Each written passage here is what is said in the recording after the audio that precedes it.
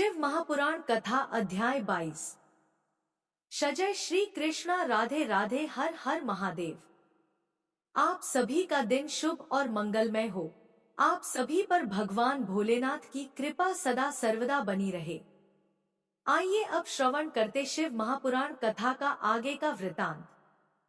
आप सभी से निवेदन है कि कथा का आरंभ करने से पहले वीडियो को लाइक और कमेंट में हर हर महादेव अवश्य लिखें।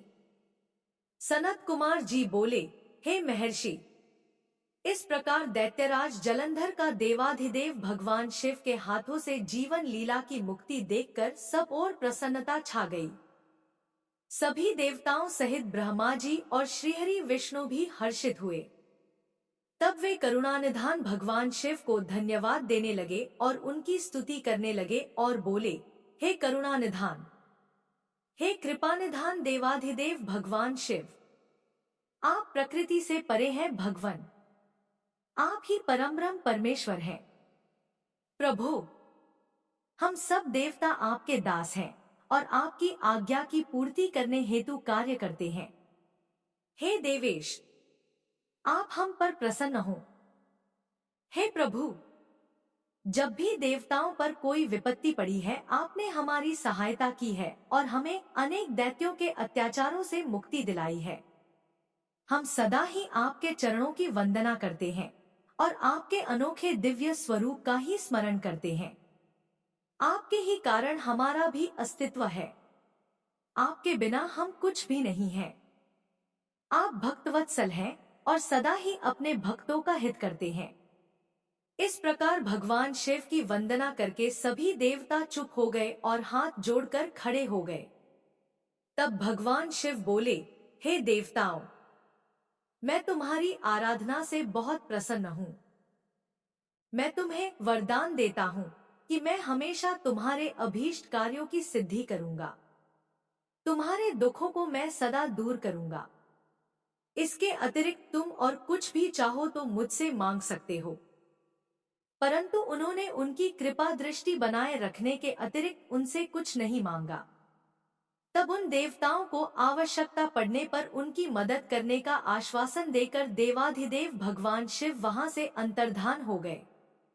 इस प्रकार जब त्रिलोकीनाथ भक्तवत्सल शिव ने देवताओं को उनकी सहायता का आश्वासन दिया तो सभी देवता हर्ष से फूले नहीं समाये और भगवान शिव की महिमा का गुणगान और जय जयकार करते हुए प्रसन्नतापूर्वक अपने अपने धाम को वापस चले गए।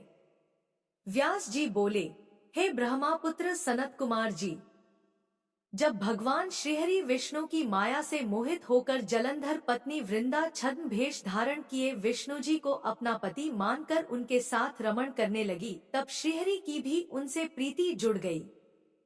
सच्चाई जान लेने के बाद कि जलंधर के रूप में भगवान श्रीहरि ने उसके साथ छल किया है, उसने अग्नि में जलकर अपने प्राणों की आहुति दे दी। तब फिर आगे क्या हुआ? भगवान विष्णु कहाँ गए और उन्होंने क्या किया? तुलसी के रूप में वृंदा का जन्म कैसे और कब हुआ? कृपया वह कथा मुझे बताइए। सनत कुमार जी बोले, हे महर्षि, मैं आपके सभी प्रश्नों का उत्तर देता हूँ। मेरी कथा सुनिए, आपकी सभी जिज्ञासाएं दूर हो जाएंगी। जब वृंदा ने विष्णु जी द्वारा ठगे जाने पर अपने शरीर का त्याग कर दिया तो भगवान विष्णु को बहुत दुख हुआ और वे वृंदा की चिता की राख को अपने शरीर पर लपेटकर इधर उधर मारे मारे फिरने लगे। इधर जब देवताओं को भगवान श्रीहरि विष्णु की इस हालत के बारे में पता चला तो वे सब बहुत चिंतित हुए। उन्हें समझ में नहीं आ रहा था कि वे क्या करें। जगत के पालनकर्ता भगवान विष्णु को इस तरह दर दर भटकना शोभा नहीं देता। जब देवताओं को इस समस्या का कोई हल नहीं सूझा तब वे देवाधिदेव भगवान शिव की शरण में गए। ब्रह्मा जी को साथ लेकर देवराज इंद्र देवताओं सहित कैलाश पर्वत पर पहुंचे। वहां उन्होंने त्रिलोकीनाथ भगवान शिव को हाथ जोड़कर प्रणाम किया और उनकी स्तुति करने लगे। तत्पश्चात शिवजी के पूछने पर देवताओं ने वहां आने का प्रयोजन शिवजी को बताया। देवताओं ने कहा, हे देवाधिदेव करुणानिधान भक्तवत्सल शिव, आप तो सर्वेश्वर हैं, सर्वज्ञाता हैं इस संसार की कोई बात आपसे छिपी नहीं है। भगवान श्रीहरि विष्णु ने दैत्यराज जलंधर की पत्नी वृंदा को जलंधर का रूप लेकर ठगा, परंतु उसके साथ रहते रहते श्री विष्णु की उनमें प्रीति हो गई और अब वे उनका वियोग सह नहीं पा रहे हैं। वे अपने शरीर पर वृंदा की चिता की आग लपेटकर जोगी बनकर इधर उधर घूम रहे हैं। प्रभु, आप उन्हें समझाइए कि वे ऐसा न करें। भगवान, यह जगत आपके अधीन है और आपको ही इस समय उनकी मदद करनी है, ताकि वे पहले की भांति होकर अपने कार्यों को पूरा करें। देवताओं की इस प्रकार की प्रार्थना सुनकर भगवान शिव बोले, हे ब्रह्मा जी, हे देवराज इंद्र व अन्य देवताओं, यह सारा जगत माया के अधीन है, परंतु इस जगत की जननी मूल प्रकृति परम मनोहर महादेवी पार्वती इस माया के वशीभूत नहीं है। उन पर इस माया जाल का कोई असर नहीं पड़ता। इसलिए आप भगवान श्रीहरि विष्णु के इस मोहमाया के जाल को दूर करने के लिए आदि देवी प्रकृति की आधारभूत देवी पार्वती की शरण में जाइए। यदि आपके द्वारा वे प्रसन्न हो गईं, तो आपकी हर एक समस्या का समाधान हो जाएगा और वे आपके कार्यों को पूर्ण करेंगी। देवाधिदेव महादेव भगवान शिव के इन वचनों को सुनकर सभी देवताओं को अत्यंत प्रसन्नता हुई और वे भगवान शिव से आज्ञा लेकर मूल प्रकृति की शरण में चले गए। इस प्रकार जब देवता प्रकृति देवी की शरण में जा रहे थे, उस समय वहां आकाशवाणी हुई, है देवताओं, मैं ही 3 प्रकार से तीनों प्रकार के गुणों से अलग होकर निवास करती हूँ। मैं सत्य गुण में गौरा बनकर, रजोगुण में लक्ष्मी और तमोगुण में ज्योति बनकर इस जगत को आलोकित करती हूँ। इसलिए आप अपनी इच्छा पूर्ति हेतु देवी जगदम्बा की शरण में जाओ, वे अवश्य ही तुम्हारी मनोकामना पूरी करेंगी। यह आकाशवाणी सुनते ही सभी देवता गौरी, लक्ष्मी और सरस्वती को हाथ जोड़कर प्रणाम करने लगे और मन में उनका वंदन और स्तुति करने लगे। इस प्रकार जब देवताओं ने शुद्ध हृदय से तीनों देवियों का स्मरण किया, तब वे तीनों देवियां वहां प्रकट हो गईं। देवियों को साक्षात अपने सामने पाकर देवता बहुत हर्षित हुए और गौरी, लक्ष्मी और सरस्वती की वंदना और पूजन अर्चन करने लगे। तब तीनों देवियों ने मुस्कुराकर कहा, हे देवताओं, हम तीनों देवियां तुम्हारी स्तुति से बहुत प्रसन्न हैं। तुम जो कुछ चाहते हो हमें बताओ, हम तुम्हारी मनोकामना अवश्य पूर्ण करेंगी। देवियों के इस कथन को सुनकर देवताओं का प्रतिनिधित्व करते हुए देवराज इंद्र ने भगवान श्रीहरि विष्णु के बारे में सब कुछ गौरी, लक्ष्मी और सरस्वती देवी को बता दिया। तब उन्होंने कुछ बीज देवताओं को दिए और कहा कि ये बीज ले जाकर तुम देवी वृंदा की चिता की राख में बो दो। ऐसा करने से तुम्हारे अभीष्ट कार्यों की सिद्धि होगी। उन बीजों को लेकर देवताओं ने तीनों देवियों का धन्यवाद व्यक्त किया। तब देवियां वहां से अंतर्धान हो गईं। तत्पश्चात ब्रह्मा जी सहित सभी देवता उस स्थान पर पहुंचे, जहां देवी वृंदा ने अपने प्राणों की आहुति अग्नि में दी थी। वहां पहुंचकर उन्होंने देवी द्वारा दिए गए उन बीजों को वृंदा की चिता की राख में डाल दिया। तब उन बीजों में से कुछ दिन पश्चात धात्री, मालती और तुलसी नामक वनस्पतियां पैदा हुईं। देवी सरस्वती द्वारा दिए गए बीजों से धात्री, देवी महालक्ष्मी के बीजों से मालती और देवी गौरी के बीजों से तुलसी का आविर्भाव हुआ। जैसे ही धात्री, मालती और तुलसी नामक ये स्त्री रूपी वनस्पतियां उत्पन्न हुईं और भगवान श्रीहरि विष्णु ने उन्हें देखा तो उन पर से माया का पर्दा हट गया और वे पहले की भांति हो गए। वे उन वनस्पतियों पर अपनी कृपा दृष्टि रखने लगे और तभी से धात्री, मालती और तुलसी नामक इन वनस्पतियों को भी विष्णु जी से विशेष अनुराग हो गया। तब भगवान श्रीहरि विष्णु पुनः बैकुंठ लोक को चले गए। सनत कुमार जी बोले, हे महामुने, शंखचूर्ण नाम का एक दैत्य था, जिसका वध भगवान शिव ने स्वयं अपने हाथों से त्रिशूल मारकर किया था। अब मैं आपको उस शंखचूर्ण नामक दैत्य के विषय में बताता हूँ।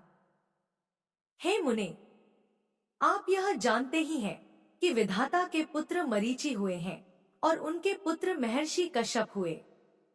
मरीचि के पुत्र कश्यप मुनि बहुत ही धार्मिक प्रवृत्ति के संत थे। वे बड़े ही धर्मात्मा थे और इस सृष्टि की रचना करने वाले ब्रह्मा जी की हर आज्ञा को शिरोधार्य मानकर उसका पालन किया करते थे। प्रजापति दक्ष ने उनके व्यवहार और गुणों से प्रसन्न होकर अपनी 13 कन्याओं का विवाह महर्षि कश्यप से कर दिया था। इन्हीं की संतानों से यह पूरा संसार भर गया। कश्यप मुनि की 13 पत्नियों में से एक पत्नी का नाम दनु था। दनु रूपवती, गुणवती होने के साथ साथ परम सौभाग्यवती थी। वह एक अत्यंत शांत साध्वी भी थी। उन्हीं दनु के अनेकों पुत्र हुए। उनका विप्रचित नाम का पुत्र बहुत ही बलशाली और पराक्रमी था। उसका भी दंभ नाम का एक पुत्र हुआ।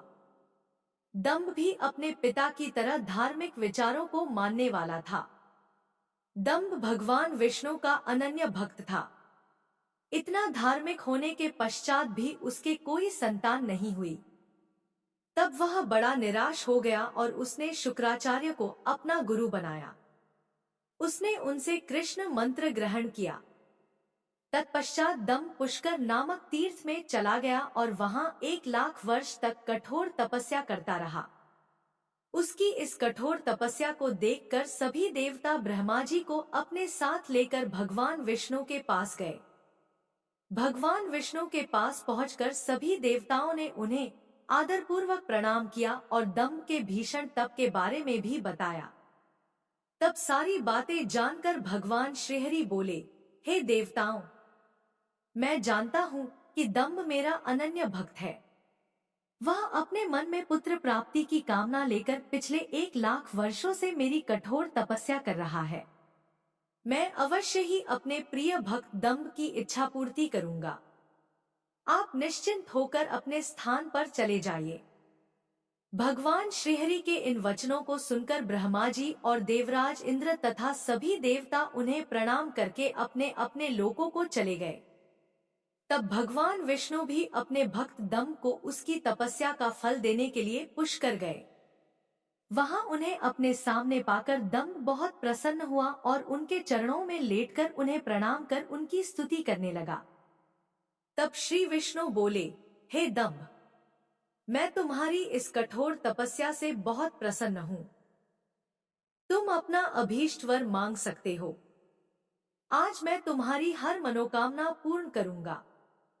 भगवान विष्णु के ये वचन सुनकर दंभ हाथ जोड़कर बोला, हे देव, यदि आप मुझ पर प्रसन्न हैं तो मुझे अपने जैसा वीर और पराक्रमी पुत्र प्रदान कीजिए। तब श्रीहरि विष्णु तथास्तु कहकर वहां से अंतर्धान हो गए। इसके बाद दंभ भी प्रसन्नतापूर्वक अपने घर लौट आया। कुछ समय पश्चात दंभ की पत्नी गर्भवती हुई। तब दंभ के घर में एक अलौकिक तेज विद्यमान था। समय आने पर दंभ की पत्नी के गर्भ से एक पुत्र का जन्म हुआ। मुनियों ने उसका नामकरण संस्कार करके उसका नाम शंखचूड़ रखा।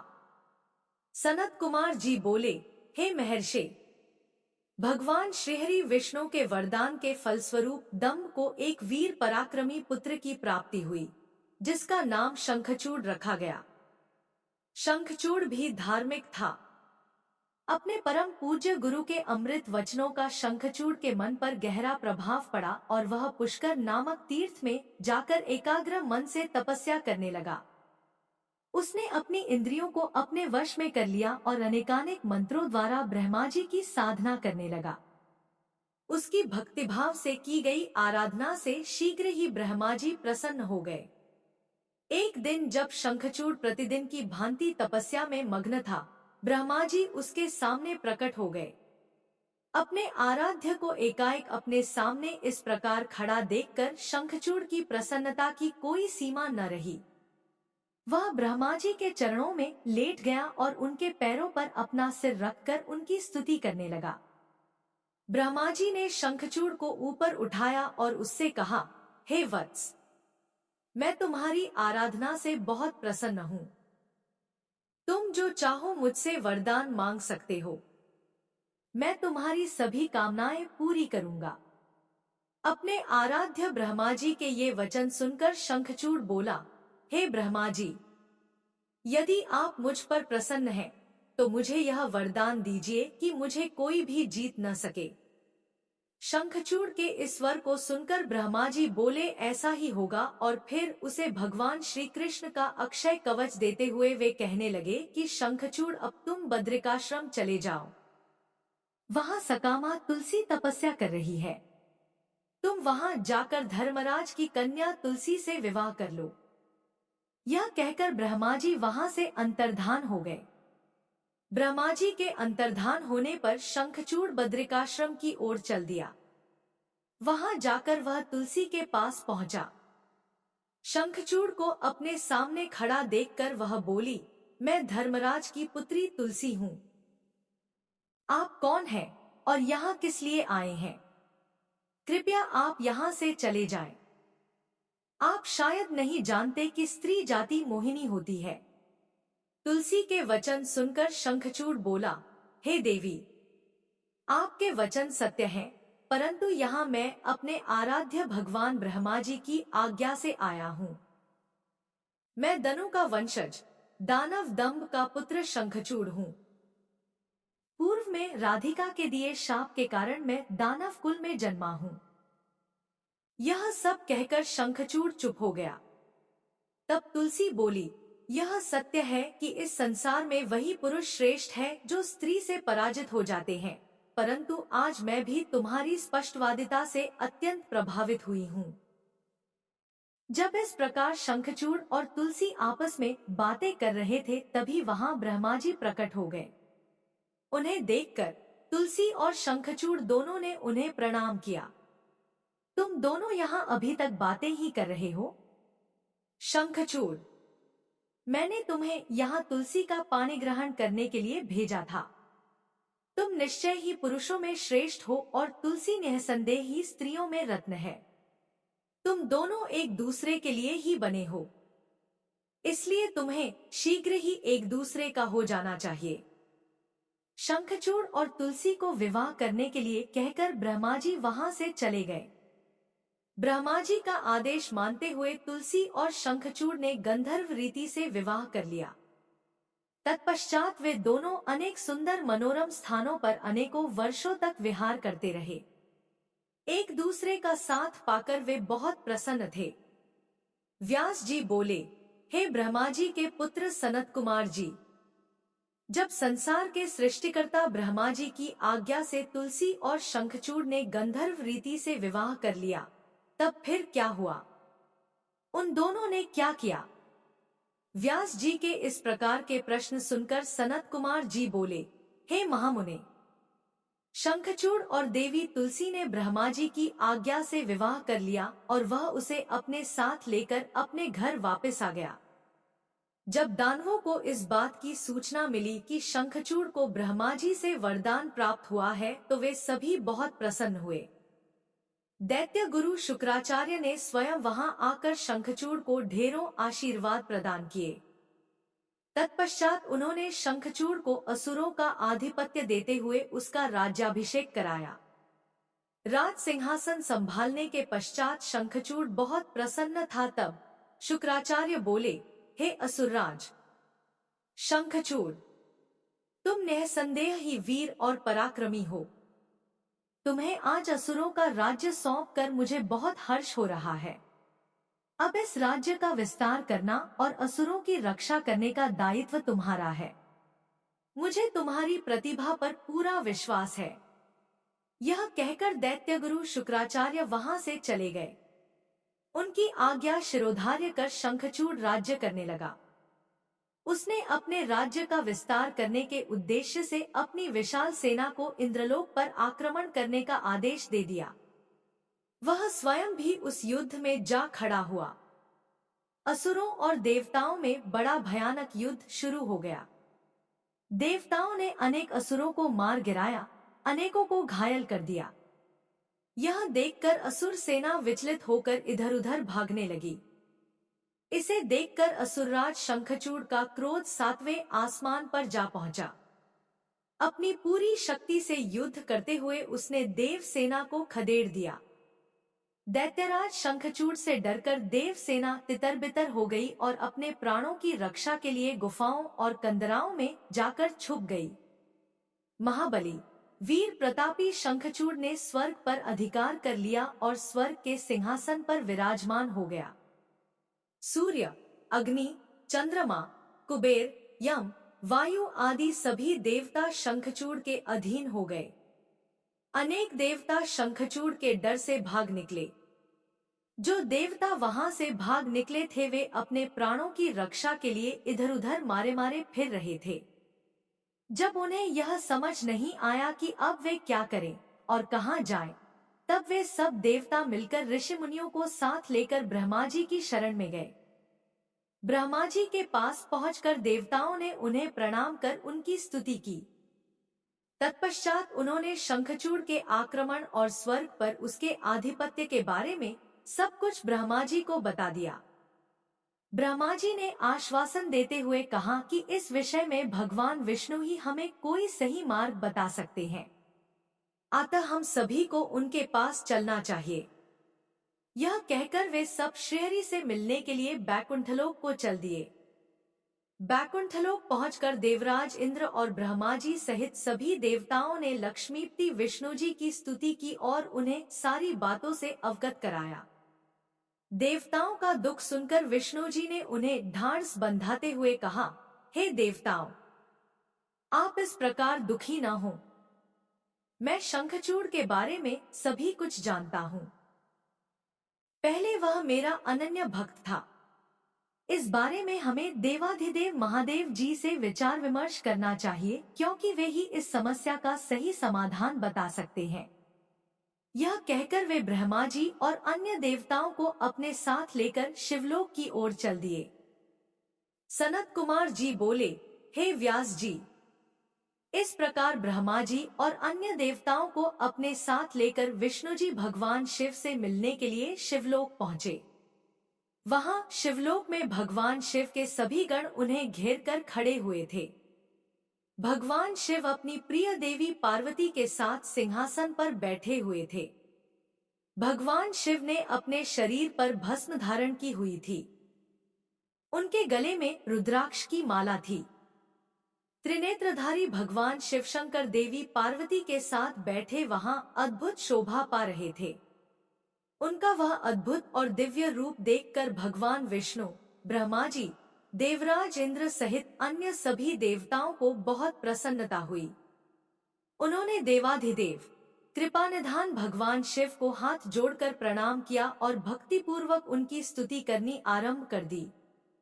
देवता बोले, हे करुणा निधान, हे भक्तवत्सल भगवान शिव, आप सर्वेश्वर हैं, आप परम ज्ञानी हैं, आप सब कुछ जानने वाले हैं।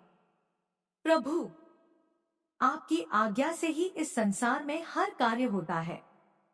आपकी आज्ञा के बिना एक पत्ता भी नहीं हिलता। भगवान, आप तो सब कुछ जानते हैं। हे भक्तवत्सल, आप सदा ही अपने भक्तों की रक्षा करते हैं और उनकी सभी इच्छाओं को पूरा कर उनके अभीष्ट कार्यों को पूरा करते हैं। भगवान, हम इस समय बड़े दुखी होकर अपने प्राणों की रक्षा के लिए आपकी शरण में आए हैं। दानवराज दंभ के पुत्र शंखचूड़ ने बलपूर्वक हमारे राज्य पर अपना अधिकार कर लिया है। उसने अनेक देवताओं को अपना बंदी बना लिया है और देवसेना को घायल कर कईयों को मौत के घाट उतार दिया है। किसी तरह हम अपनी जान बचाकर वहां से भाग निकले हैं। भगवान, आप अपने भक्तों के रक्षक हैं। हम आपकी शरण में आए हैं। आप हम दुखियों के दुखों को दूर कीजिए। उस शंखचूड़ नामक दैत्य ने हमारा जीना मुश्किल कर दिया है। आप उसको दंड देकर हमें मुक्त कराइए और हमारा उद्धार कीजिए। यह कहकर सब देवता चुप होकर हाथ जोड़कर खड़े हो गए। सनत कुमार जी बोले, हे महामुने, इस प्रकार देवताओं की करुण प्रार्थना और अनुनय विनय सुनकर त्रिलोकीनाथ भगवान शिव बोले, हे श्रीहरि, हे ब्रह्मा जी और अन्य सभी देवताओं, मैं दैत्यराज शंखचूड़ के विषय में सब कुछ जानता हूँ। असुरराज शंखचूड़ भले ही देवताओं का शत्रु एवं प्रबल विरोधी हो गया हो, परंतु वह अभी भी धार्मिक है और सच्चे हृदय से धर्म का पालन करता है। परंतु फिर भी तुम लोग मेरे पास मेरी शरण में आए हो और शरणागत की रक्षा करना सभी का कर्तव्य है। इसलिए मैं तुम्हारी रक्षा करने का वचन देता हूँ। तुम अपनी व्यर्थ की चिंताएं त्याग दो और प्रसन्न होकर अपने अपने स्थान पर लौट जाओ। मैं निश्चय ही शंखचूड़ का संहार करके उसके द्वारा दिए गए कष्टों से तुम्हें मुक्ति दिलाकर तुम्हारा स्वर्ग का राज्य तुम्हें वापस दिलाऊंगा। भगवान शिव जब इस प्रकार से देवताओं को शंखचूड़ के वध का आश्वासन दे ही रहे थे, तभी उनसे मिलने के लिए राधा के साथ श्री कृष्ण वहां पधारे। भगवान शिव को प्रणाम करके वे प्रभु की आज्ञा से उनके पास ही बैठ गए। श्री कृष्ण और राधा ने महादेव जी की मन में बहुत स्तुति की। जब भगवान शिव ने उनसे उनके आने का कारण पूछा, तब श्री कृष्ण बोले, हे कृपा निधान, दयानिधि, आप तो सब कुछ जानते हैं। आप ही इस जगत में सनाथ हैं। आप तो जानते ही हैं कि मैं और मेरी पत्नी दोनों ही शाप भोग रहे हैं। मेरा पार्षद सुदामा भी शाप के कारण दानव की योनि में अपना जीवन जी रहा है। आप भक्तवत्सल हैं। प्रभु, हम आपकी शरण में आए हैं। हम पर अपनी कृपा दृष्टि करिए और हमें हमारे दुखों से मुक्ति दिलाइए।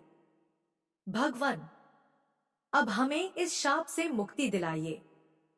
भगवान श्री कृष्ण की इस प्रार्थना को सुनकर देवाधिदेव महादेव जी बोले, हे कृष्णा, आपको डरने की कोई आवश्यकता नहीं है। निश्चय ही आपका कल्याण होगा। आप शाप के अनुसार 12 कल्प तक इस शाप को भोगने के पश्चात ही राधा सहित अपने निवास बैकुंठलोक को प्राप्त होगे। आपका सुदामा नामक पार्षद इस समय दानव योनि में शंखचूड़ के रूप में सभी को दुख दे रहा है। इस समय वह देवताओं का प्रबल विरोधी और शत्रु है। देवताओं को उसने बहुत कष्ट दिया है। उनका राज्य छीनकर उन्हें बंदी बना लिया है। तब भगवान शिव बोले कि मैं आपके दुखों और कष्टों को समझता हूँ। अब आपको चिंता करने की कोई आवश्यकता नहीं है। अतः सब कुछ भुला दो। तब उन्होंने ब्रह्मा जी और श्रीहरि विष्णु को आदेश दिया कि वे वहां से जाकर अन्य देवताओं को समझाएं कि वे निश्चिंत हो जाएं। मैं उनकी इच्छा अवश्य पूरी करूंगा और उन्हें शंखचूड़ के भय से मुक्त कराऊंगा। भगवान शिव के ये अमृत वचन सुनकर श्री कृष्ण, राधा, ब्रह्मा जी सहित श्रीहरि विष्णु को बहुत संतोष हुआ। तब वे उन्हें हाथ जोड़कर प्रणाम करने लगे। तत्पश्चात भगवान शिव से आज्ञा लेकर सभी प्रसन्नतापूर्वक अपने अपने स्थान को चले गए। व्यास जी बोले, हे ब्रह्मापुत्र सनत कुमार जी, जब देवाधिदेव महादेव जी ने ब्रह्मा, विष्णु और देवराज इंद्र सहित श्री कृष्ण को शंखचूड़ के वध का आश्वासन दिया, तब सब देवता प्रसन्न होकर उनसे विदा लेकर अपने अपने धाम को चले गए। तब आगे क्या हुआ? भगवान शिव ने क्या किया? व्यास जी का प्रश्न सुनकर सनत कुमार जी बोले, हे महामुने, भगवान शिव के आश्वासन देने पर कि वे असुरराज शंखचूड़ का वध करेंगे, सभी देवता अपने अपने स्थान को चले गए। तब भगवान शिव ने विचार किया कि क्या किया जाना चाहिए। तत्पश्चात उन्होंने गंधर्वराज चित्ररथ पुष्यदंत को स्मरण किया। स्मरण करते ही पुष्पदंत तुरंत वहां शिवजी के सामने उपस्थित हो गए। पुष्पदंत ने हाथ जोड़कर महादेव जी को प्रणाम किया और उनकी स्तुति की। तत्पश्चात पुष्पदंत हाथ जोड़कर बोले, हे देवाधिदेव, कृपा निधान, करुणा निधान, मेरे लिए क्या आज्ञा है? मैं आपकी आज्ञा शिरोधार्य कर उसे यथाशीघ्र ही पूरा करूंगा। यह सुनकर भगवान शिव ने पुष्पदंत को अपना दूत बनाकर शंखचूड़ के पास भेजा। अपने आराध्य भगवान शिव की आज्ञा पाकर पुष्पदंत तुरंत ही वहां से असुरराज शंखचूड़ के नगर की ओर चल दिया। पुष्पदंत शंखचूड़ के नगर पहुंचकर उनसे मिला और बोला, हे असुरराज, मैं त्रिलोकीनाथ भगवान शिव का दूत बनकर उनका संदेश लेकर आपके पास आया हूँ। उन्होंने कहा है कि आप यथाशीघ्र देवताओं को उनका राज्य वापस सौंप दे, अन्यथा भगवान शिव के साथ युद्ध करें। युद्ध में उनके हाथों आपका वध निश्चित है। मैंने भगवान शिव के सभी वचन आपसे कह दिए हैं।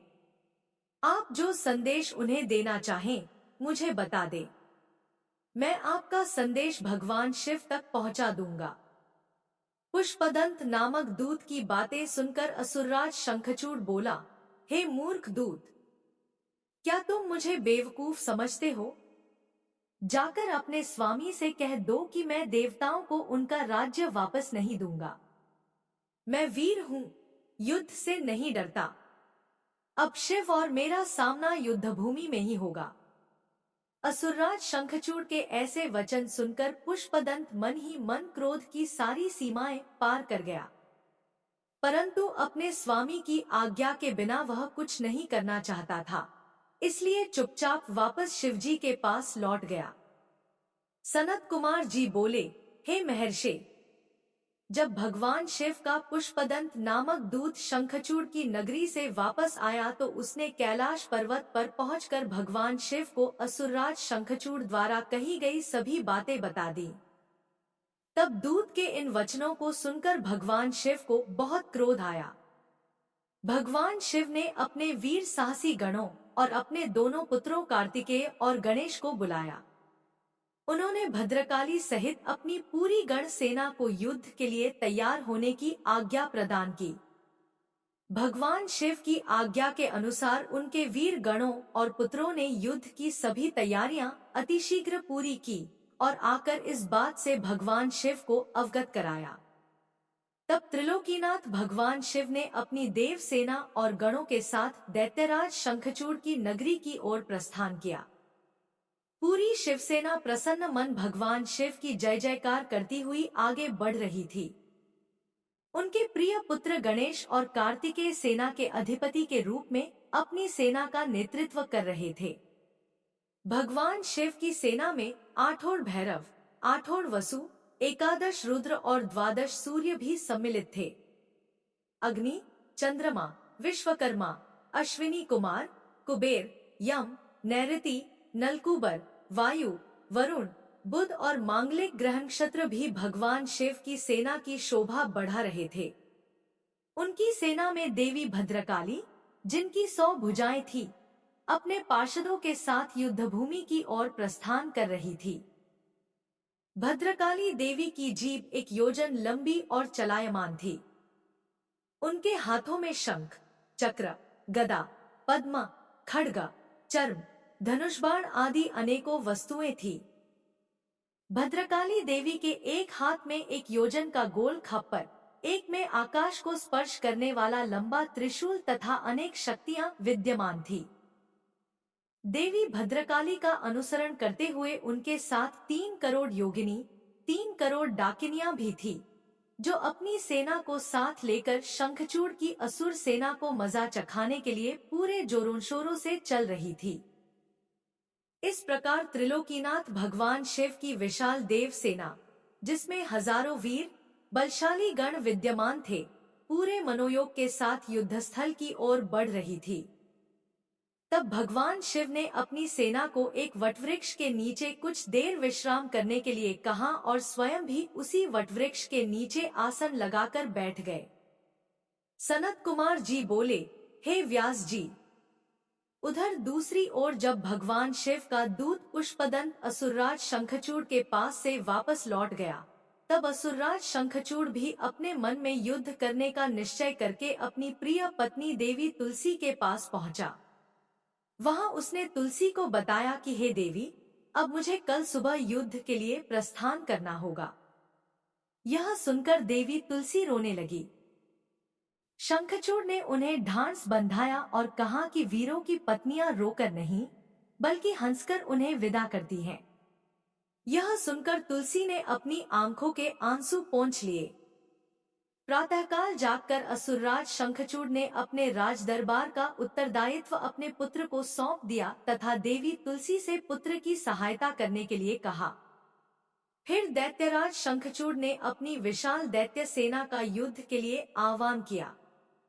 अपने स्वामी दैत्यराज शंखचूड़ के बुलाने पर विशाल दैत्य सेना पल भर में संगठित हो गई। उस असुर सेना में अनेक वीर और पराक्रमी योद्धा थे। वे युद्ध करने के लिए सुसज्जित होकर आए थे। दैत्य सेना का मनोबल बहुत ऊंचा था। वे अत्यंत गर्वित थे और सोच रहे थे कि इस युद्ध में वे अवश्य ही जीतेंगे। मौर्य, कालिक और कालिकेय नामक 3 वीर असुर सेनापति के रूप में दैत्य सेना का प्रतिनिधित्व कर रहे थे। उस विशाल 3 लाख अक्षौहिणी सेना को देखकर बड़े बड़े वीर पल भर में भयभीत हो जाते थे। असुरराज शंखचूड़ अपनी विशाल दैत्य सेना को देखकर बहुत खुश हो रहा था। तब युद्ध के लिए प्रस्थान करती हुई उस सेना का नेतृत्व स्वयं असुरराज शंखचूड़ ने आगे आकर किया। उनके पीछे वाले रथ में दैत्यों के गुरु शुक्राचार्य उनका मार्ग प्रशस्त कर रहे थे। इस प्रकार अपने स्वामी शंखचूड़ की जय जयकार का उद्घोष करती हुई वह राक्षस सेना तीव्र गति से आगे बढ़ी चली जा रही थी। चलते चलते काफी समय बीत गया। आखिर पुष्पभद्रा नामक नदी के किनारे एक अक्षय वट वृक्ष के नीचे दैत्य सेना ने अपना डेरा लगाया। वहीं से कुछ दूरी पर देव सेना ने भी अपना डेरा डाला हुआ था। सनत कुमार जी बोले, हे व्यास जी, जब इस प्रकार देवताओं की सेना लेकर भगवान शिव और राक्षसों की सेना के साथ असुरराज शंखचूड़ अपने अपने निवासों को छोड़कर युद्ध करने के लिए यात्रा करते करते रास्ते में रुक गए और दोनों सेनाएं कुछ ही दूर पर रुकी थी, तब दैत्यराज शंखचूड़ ने अपने एक दूत को संदेश देकर भगवान शिव के पास भेजा। दैत्यराज शंखचूड़ का वह दूत भगवान शिव के पास पहुंचा और बोला, हे शिव, मैं दैत्यराज शंखचूड़ का दूत हूँ और उनका संदेश लेकर आपके पास आया हूँ। मेरे स्वामी ने कहलवाया है कि वे यहाँ आ गए हैं। अब आपकी क्या इच्छा है? तब दैत्यराज के उस दूत से शिवजी बोले, दूत, तुम जाकर अपने स्वामी शंखचूड़ से कहो कि देवताओं के साथ शत्रुता छोड़कर उनसे मित्रता कर लो। उनका हड़पा हुआ राज्य उन्हें वापस कर दो और तुम सुखपूर्वक अपने राज्य पर शासन करो। दैत्यराज से कहना कि वे शुद्धकर्मी महर्षि कश्यप की संतान हैं। उन्हें ऐसा करना शोभा नहीं देता, इसलिए वे समय रहते मेरी समझाई हुई बात को समझ जाएं, अन्यथा इसके परिणाम दानवों के लिए बहुत घातक हो सकते हैं। भगवान शिव के इस प्रकार के वचन सुनकर वह दूत पुनः बोला, हे देवाधिदेव, हालांकि आपकी बातों में कुछ सच्चाई है, परंतु क्या हमेशा हर बात में असुर ही गलत होते हैं? देवता हमेशा सही होते हैं? उनकी कभी कोई गलती नहीं होती। आपके अनुसार सारे दोष असुरों में हैं, जबकि वास्तविकता में ऐसा बिल्कुल भी नहीं है। दोष केवल असुरों में ही नहीं, देवताओं में भी है। मैं उनका पक्ष लेने वाले आपसे पूछता हूँ कि मधु और कैटभ नामक दैत्यों के सिरों को किसने काटा? त्रिपुरों को युद्ध करने के पश्चात क्यों भस्म कर दिया गया? आप सदा से ही देवताओं और दानवों में पक्षपात करते आए हैं। आप देवताओं का ही कल्याण करते हैं, जबकि ईश्वर होने के नाते आप देवताओं और असुरों दोनों के लिए ही आराध्य हैं। इसलिए आपको किसी एक के संबंध में नहीं, बल्कि दोनों के हितों को ध्यान में रखना चाहिए। शंखचूड़ के दूत के वचनों को सुनकर कल्याणकारी शिव बोले, दूत, तुम्हारी यह बात पूर्णतः गलत है। मैं देवताओं और दानवों में कभी कोई भेद नहीं करता। मैं तो सदा से ही अपने भक्तों के अधीन हूँ। मैं सदैव अपने भक्तों का कल्याण करता हूँ और उनके अभीष्ट कार्यों की सिद्धि करता हूँ। मुझे देवताओं पर आए संकट को दूर करना है, इसलिए मुझे असुरों से युद्ध करना ही होगा। तुम जाकर इस बात को असुरराज शंखचूड़ को बता दो।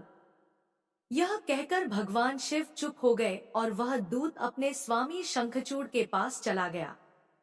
व्यास जी ने सनत कुमार जी से पूछा, हे ब्रह्मापुत्र, जब भगवान शिव का संदेश लेकर दैत्यराज शंखचूड़ का वह दूत वापस अपने स्वामी शंखचूड़ के पास चला गया, तब क्या हुआ?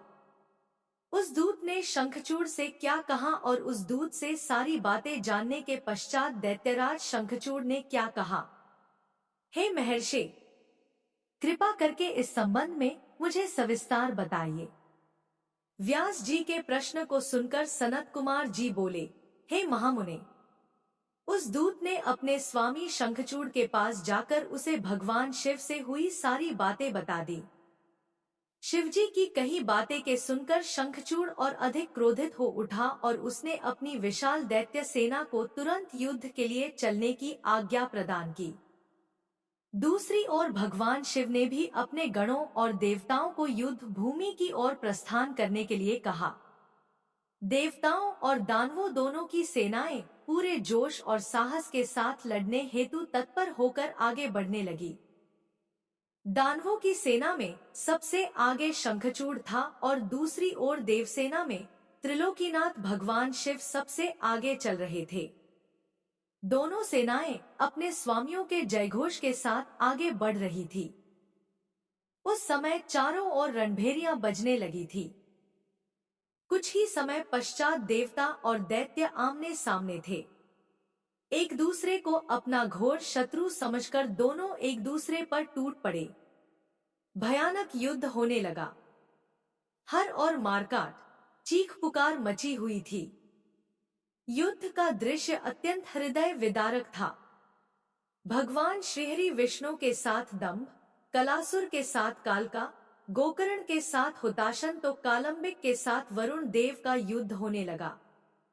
सब युद्ध करने में मग्न थे, परंतु भगवान शिव तथा देवी भद्रकाली अभी तक ऐसे ही बैठे थे। उन्होंने युद्ध करना शुरू नहीं किया था। उधर दैत्यराज शंखचूड़ भी युद्ध का दृश्य देख रहा था। उस समय युद्ध अपने चरम पर था। दोनों सेनाएं घमासान युद्ध कर रही थी। सभी बड़ी वीरता से लड़ रहे थे और युद्ध में अनेक प्रकार के आयुधों का प्रयोग कर रहे थे। कुछ ही देर में पृथ्वी कटे मरे और घायल योद्धाओं से पट गई। सनत कुमार जी बोले, हे व्यास जी, इस प्रकार देवताओं और दानवों में बड़ा भयानक विनाशकारी युद्ध चल रहा था। धीरे धीरे दानव देवताओं पर भारी पड़ने लगे। तब देवता अत्यंत भयभीत होकर अपनी रक्षा हेतु इधर उधर भागने लगे। कुछ देवता भागकर देवाधिदेव भगवान शिव की शरण में आए। तब वे देवता बोले, प्रभु, हमारी रक्षा करें। असुर सेना परास्त होने के बजाय हम पर हावी होती जा रही है। यदि शीघ्र ही कुछ नहीं किया गया तो हम अवश्य हार जाएंगे। देवताओं के ये वचन सुनकर भगवान शिव को बहुत क्रोध आया। वह उठकर खड़े हो गए और स्वयं युद्ध करने के लिए आगे बढ़े। युद्ध स्थल में पहुंचते ही उन्होंने असुरों की अक्षौहिणी सेना का नाश कर दिया। देवी भद्रकाली भी अनेक दैत्यों को मार मार कर उनका रक्त पीने लगी। इस प्रकार असुरों को युद्ध में कमजोर पड़ता देखकर देवताओं में एक नई जान आ गई। जो देवता इधर उधर अपने प्राणों की रक्षा के लिए भाग गए थे, वे भी आकर पुनः युद्ध करने लगे। उधर भद्रकाली देवी क्रोध से भरकर दैत्यों को पकड़ पकड़ कर अपने मुख में डालने लगी। स्कंद ने अपने बाणों से करोड़ों दानवों को मौत के घाट उतार दिया। यह देखकर असुर सेना भयभीत होकर अपने प्राणों की रक्षा करने हेतु इधर उधर भागने लगी। असुर सेना को इस प्रकार तितर बितर होता देखकर दानवराज शंखचूड़ क्रोधित होकर स्वयं युद्ध में कूद पड़ा। उसने अपने हाथों में धनुष बाण उठाया और भयानक बाणों की वर्षा करनी प्रारंभ कर दी। देखते ही देखते शंखचूड़ ने देवसेना के अनेकों सैनिकों का संहार कर दिया। यह देखकर स्कंद देव आगे बढ़े और शंखचूड़ को ललकारने लगे। शंखचूड़ ने क्रोधित होकर स्कंद पर पलटकर वार किया। उसने स्कंद का धनुष काट दिया और पूरी शक्ति से स्कंद की छाती पर प्रहार किया। फलस्वरूप स्कंद मूर्छित होकर जमीन पर गिर पड़े। कुछ ही देर बाद स्कंद उठकर खड़े हो गए और उन्होंने अपने बाण से शंखचूड़ के रथ में छेद कर दिया। यही नहीं, स्कंद ने शंखचूड़ का कवच, किरीट आदि कुंडल भी गिरा दिया। तत्पश्चात उसने एक भयानक विष बुझी शक्ति से शंखचूड़ पर प्रहार किया। इस प्रहार से शंखचूड़ मूर्छित होकर धरती पर गिर पड़ा और काफी समय तक ऐसे ही पड़ा रहा। कुछ समय पश्चात वह ठीक होकर पुनः युद्ध करने लगा। इस बार उसने भगवान शिव के पुत्र कार्तिकेय को अपना निशाना बनाया और उस पर भयानक शक्ति का प्रहार किया, जिससे कार्तिकेय बेहोश होकर जमीन पर गिर पड़े। तब कार्तिकेय को इस प्रकार धरती पर बेहोश पड़ा हुआ देखकर देवी भद्रकाली उन्हें गोद में उठा लाई। उनकी दशा देखकर शिवजी ने उन पर अपने कमंडल का जल छिड़का। जल छिड़कते ही कार्तिकेय फौरन उठ बैठे और पुनः युद्ध करने के लिए युद्ध चल रहा था। यह कह पाना कठिन था कि दोनों में से कौन अधिक वीर और बलशाली है। एक दूसरे पर वे बड़े शक्तिशाली ढंग से प्रहार कर रहे थे। देवी भद्रकाली भी पुनः युद्ध में आकर दानवों का भक्षण करने लगी। सनत कुमार जी बोले, हे व्यास जी, देवी भद्रकाली ने युद्ध भूमि में जाकर भयंकर सिंहनाद किया, जिससे डरकर अनेकों दानव मूर्छित होकर धरती पर गिर पड़े। भद्रकाली ने अपने तेज और नुकीले दांतों से दानवों का रक्त चूसना शुरू कर दिया। यह देखकर युद्धरत दानव भय से आतंकित हो उठे। वे डरकर इधर उधर भागने लगे। यह देखकर दानवराज शंखचूड़ दौड़कर देवी भद्रकाली से युद्ध करने के लिए आगे आया। शंखचूड़ को सामने खड़ा देखकर भद्रकाली ने प्रलय अग्नि के समान भयंकर बाणों की वर्षा करनी शुरू कर दी, परंतु शंखचूड़ ने वैष्णव नामक अस्त्र से उस वर्षा को शांत कर दिया। देवी भद्रकाली ने उसके जवाब में नारायण अस्त्र चलाया, परंतु शंखचूड़ हाथ जोड़कर उस अस्त्र को प्रणाम करने लगा, जिससे वह नारायण अस्त्र वहीं पर शांत हो गया। दैत्यराज शंखचूड़ अपने भयानक बाणों से देवी पर प्रहार करता और देवी उन असंख्य बाणों को अपनी विकराल दाढ़ों से चबा जाती। इस प्रकार देवी और शंखचूड़ में भयानक संग्राम होने लगा। तभी क्रोधित भद्रकाली ने पाशुपात नामक ब्रह्मास्त्र उठा लिया, परंतु तभी आकाशवाणी हुई कि अभी दैत्येंद्र की मृत्यु का समय नहीं आया है और इसकी मृत्यु आपके हाथों से नहीं लिखी है। तब देवी ने पाशुपात अस्त्र को वापस कर दिया और उसे काटने के लिए दौड़ी। यह देखकर असुरराज ने रौद्रास्त्र चलाकर उनकी गति को कम किया। तब भद्रकाली ने असुरराज द्वारा प्रयोग की गई सारी शक्तियों को तहस-नहस कर दिया और आगे बढ़कर शंखचूड़ की छाती पर अपने मुक्के का जोरदार प्रहार किया। इस प्रहार से शंखचूड़ बेहोश होकर धरती पर गिर पड़ा, लेकिन कुछ ही देर पश्चात पुनः उठकर वह भद्रकाली देवी से युद्ध करने लगा। तब देवी ने उसे कसकर पकड़ लिया और चारों ओर घुमाकर धरती पर फेंक दिया। शंखचूड़ कुछ समय तक ऐसे ही पड़ा रहा। तब देवी ने अन्य दानवों का वध करना शुरू कर दिया। शंखचूड़ चुपचाप उठा और जाकर अपने रथ पर धीरे से बैठ गया। आज के अध्याय में बस इतना ही। इससे आगे का वृतांत सुनिएगा अगले अध्याय में। तब तक के लिए जय श्री कृष्णा, राधे राधे।